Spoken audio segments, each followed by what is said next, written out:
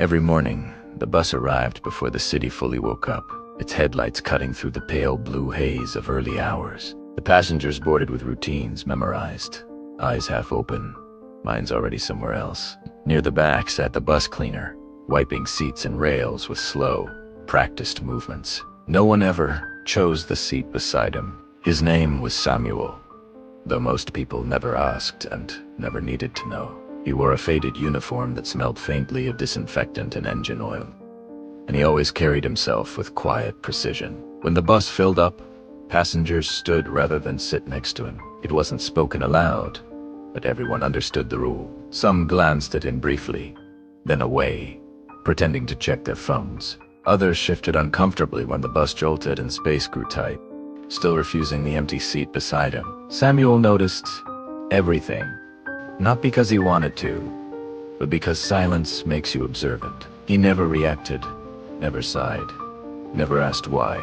Each day, he cleaned what others left behind.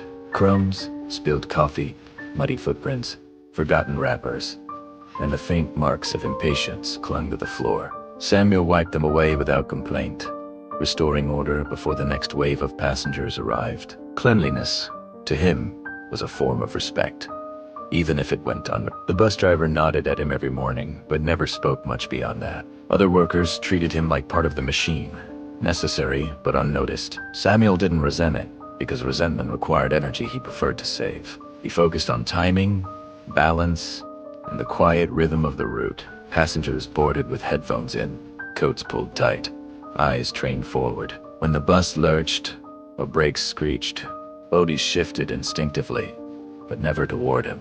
The empty seat beside Samuel became a silent symbol. It marked where comfort ended and fear quietly began. Children stared longer than adults did. Parents gently pulled them away, whispering explanations that never reached his ears. Samuel wondered what words were used to describe him when he wasn't listening. He didn't imagine kindness was among them. Every stop passed the same way. People came and went, avoiding the back corner where Samuel worked. The bus smelled clean when it arrived at terminals, but the space around him remained untouched, clean, yet avoided, like something misunderstood. Samuel had once worked as a mechanic years ago. He knew engines, brakes, steering systems, and how quickly small problems could become deadly ones. Life had narrowed his path, but it had not erased his knowledge.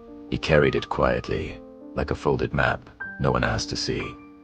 On this particular morning, rain fell harder than usual. The road shone with slick reflections, and traffic moved in cautious waves. The bus was fuller than normal, and still, the seat beside Samuel stayed empty. He continued wiping rails, steady and calm. As the bus descended a long curve near the bridge, Samuel felt it before anyone else noticed. A subtle vibration ran through the floor, wrong in a way that experience teaches but words cannot explain. His hand paused mid-wipe, fingers tightening slightly. Something was off. The driver pressed the brake, and the response came late. Too late. The bus lurched forward, tires screaming against wet pavement.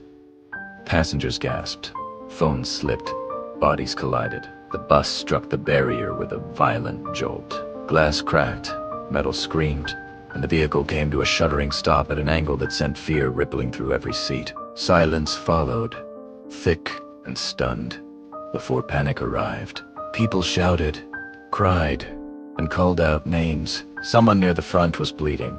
Another was trapped between seats. The driver froze for a moment, hands shaking on the wheel. Chaos spread faster than understanding.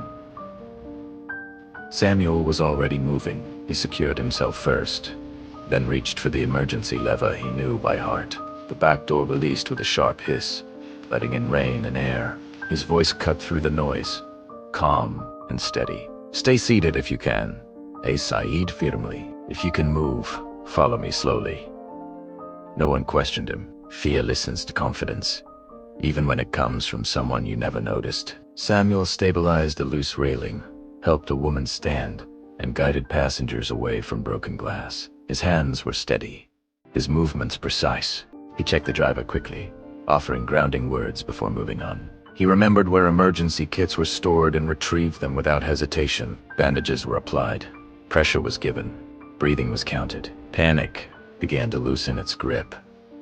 Rain soaked through his uniform, but Samuel barely noticed. He focused on the injured, the frightened, and the trapped. He reassured children first, because calm spreads fastest through them. Adults followed once they saw order return. Emergency responders arrived minutes later, though it felt longer.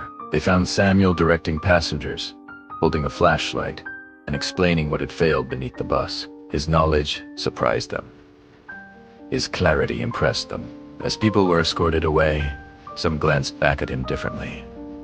The seat beside him was no longer avoided, it was remembered. Whispers shifted tone, replacing suspicion with gratitude. For the first time, eyes lingered with understanding. A woman whose arm he had bandaged squeezed his hand before leaving. A man nodded with respect, unable to meet his gaze fully.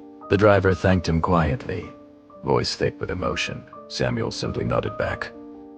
In the days that followed, news spread about the accident. Reports mentioned a bus cleaner who had acted quickly and saved lives. Passengers recognized the description and felt something heavy settle inside them. They remembered the empty seat. When service resumed, Samuel returned to work as usual.